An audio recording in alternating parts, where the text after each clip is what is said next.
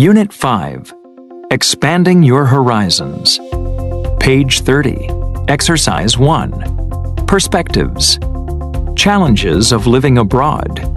Part A. Listen to people talk about moving to a foreign country. Check the concerns you think you would share. One thing that I'd really miss is hanging out with my friends. Something that I'd be worried about is the local food. I'm a picky eater. Getting used to a different culture might be difficult at first. I'd be worried about not knowing how to get around in a new city. The people that I'd miss the most are my parents. We're very close. Not knowing the local customs is something I'd be concerned about. I'd be nervous about getting sick and not knowing how to explain my symptoms. Communicating in a foreign language could be a challenge.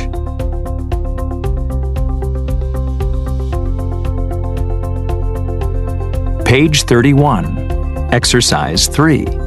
Grammar focus. Noun phrases containing relative clauses. Something that I'd be worried about is the local food. Something I'd be worried about is the local food. One thing that I'd really miss is hanging out with my friends. One thing I'd really miss is hanging out with my friends. The people I'd miss the most are my parents. The people who I'd miss the most are my parents. The people that I'd miss the most are my parents.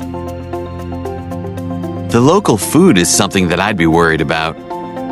The local food is something I'd be worried about.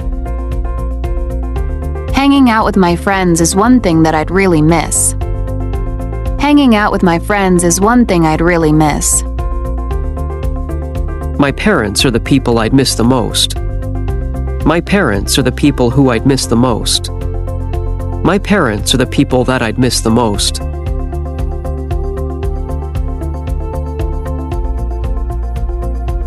Page 31. Exercise 4. Pronunciation. Word stress in sentences. Part A.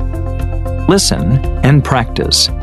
Notice that the important words in a sentence have more stress. Uruguay is a country that I'd like to live in. Speaking a foreign language is something I'd be anxious about. Trying new foods is something I'd be curious about.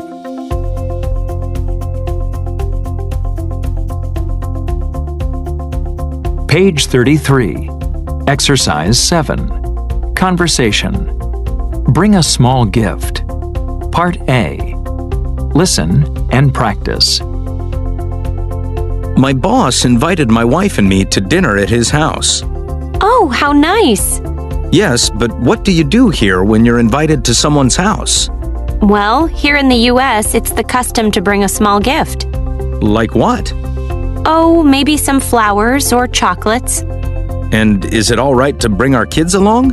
Well, if you want to bring them, you're expected to ask if it's okay first. Page 33. Exercise 7. Part B. Listen to the rest of the conversation. If you are invited to someone's house in Germany, when are you expected to arrive? What can you bring as a gift? What are some of the customs in Germany? Well, when you're invited to someone's house, you can also take flowers.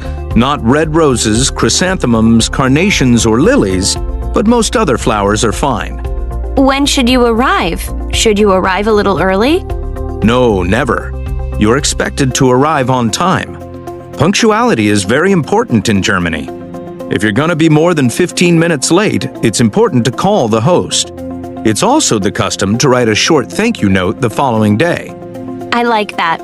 I wish we did that here more often. To me, it shows good manners.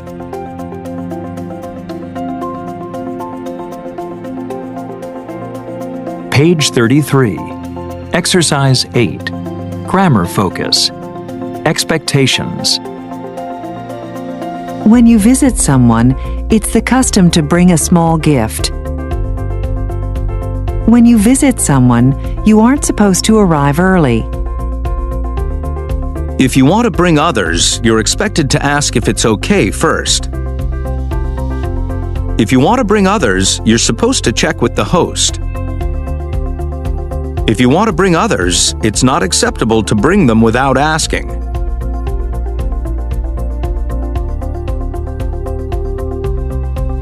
Page 34. Exercise 9. Listening.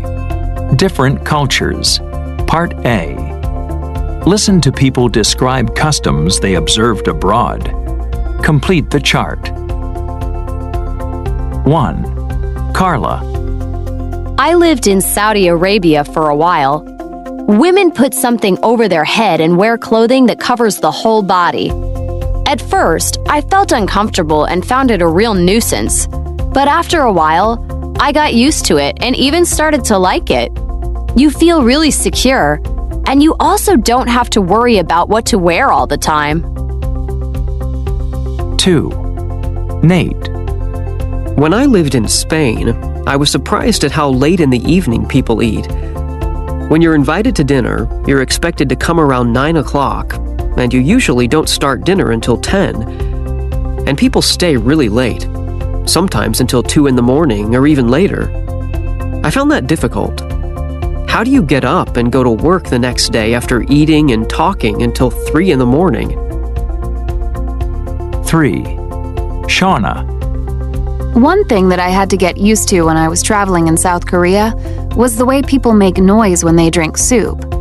I think it's because they want to show that they're really enjoying their food, so they make a slurping noise. It bothered me at first, but then I got used to it. I guess it's because when I was growing up, it wasn't acceptable to make noise at the dinner table.